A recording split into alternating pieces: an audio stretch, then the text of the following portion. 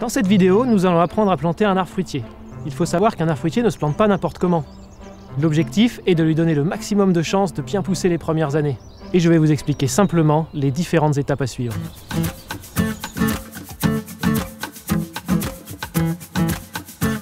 Mais avant de commencer, on va avoir besoin de quelques outils.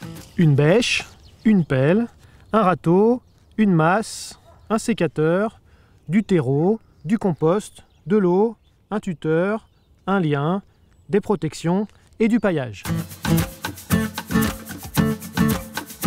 Alors ici, l'arbre que nous avons est un pommier haute tige. Il faut savoir qu'il existe différentes formes d'arbres fruitiers. Bien sûr les hautes tiges, mais également les demi-tiges, les basses tiges, les fuseaux, les gobelets et les palmettes. N'hésitez pas à demander conseil à votre pépiniériste qui vous aidera à choisir la forme et la variété qui vous convient.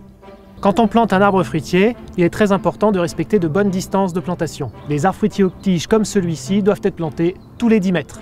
Il faut imaginer la place que prendra l'arbre à l'âge adulte. Dans 20 ou 30 ans, les branches et les racines partiront à plusieurs mètres du tronc. Il faut donc que l'arbre dispose de suffisamment de place pour se développer et ne pas entrer en concurrence avec ses voisins.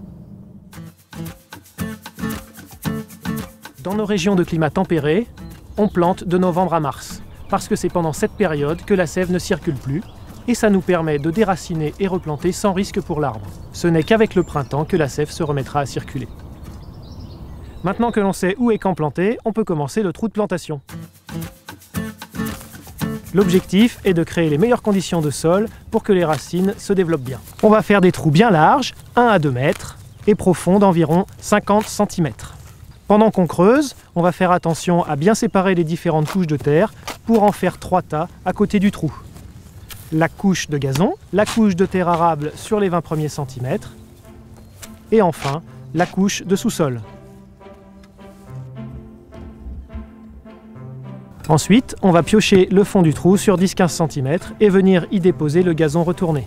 Ça va permettre d'apporter des éléments nutritifs aux racines. Puis, on va faire un beau dôme au milieu du trou avec un mélange de terre arable et de terreau. On vient positionner l'arbre sur le dôme, bien droit, comme ceci. On vérifie que le point de greffe est bien au-dessus du sol, ici.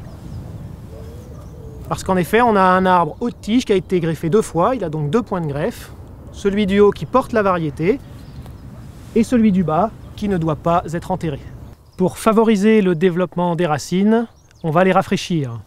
On coupe celles qui sont cassées, ainsi que toutes les extrémités. On étale bien les racines le long du dôme. On vient placer le tuteur à 10-15 cm du tronc, face au vent dominant. Dans notre région, les vents viennent principalement du sud-ouest ou de l'ouest. On place donc le tuteur ici.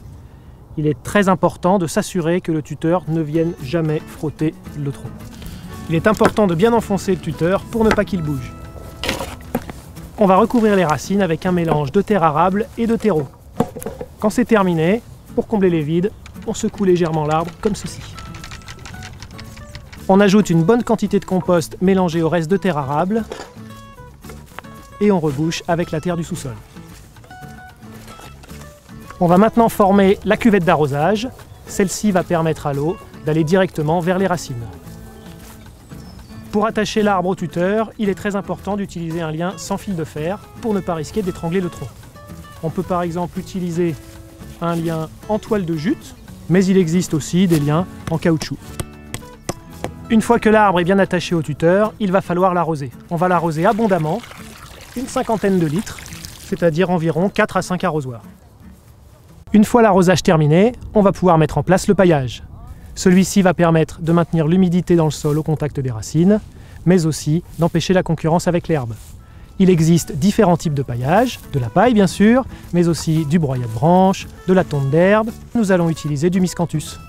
Il faudra maintenir en place la cuvette et le paillage pendant les 5 premières années. Maintenant que l'arbre est paillé, il faut absolument le protéger. La sève, qui circule en périphérie juste sous l'écorce, est l'élément vital de l'arbre. Il faut donc absolument protéger le tronc contre les blessures animales, mais aussi humaines, comme par exemple les débroussailleuses ou les tondeuses. Il faut toujours prévoir une double protection, en l'occurrence un manchon contre les rongeurs et du grillage contre les petits cervidés ou les engins de tonte. Si votre arbre est situé dans une pâture, il va falloir d'autres types de protection. Pour les moutons, on utilise des corsets métalliques. Pour les vaches ou les chevaux, des armatures à plusieurs piquets. L'arbre est planté, mais le travail n'est pas terminé. Un arbre, si on veut qu'il pousse bien, il va falloir l'entretenir tout au long de l'année. Je vais vous donner 7 conseils à suivre. 1. Il va falloir enlever l'herbe qui pousse au pied de l'arbre. 2. L'arroser régulièrement en période sèche. 3. Supprimer les rejets qui vont pousser sur le tronc dès leur apparition. 4. Surveiller l'état des protections, du lien, du tuteur. 5. Surveiller les maladies et les ravageurs. 6. Renouveler à l'automne le paillage. Et 7. Maintenir la forme de la cuvette. Voilà, vous savez tout ce qu'il faut faire pour planter correctement votre arbre fruitier. Je vous invite maintenant à regarder la vidéo sur la taille de formation, qui est l'étape suivante primordiale au bon développement de l'arbre.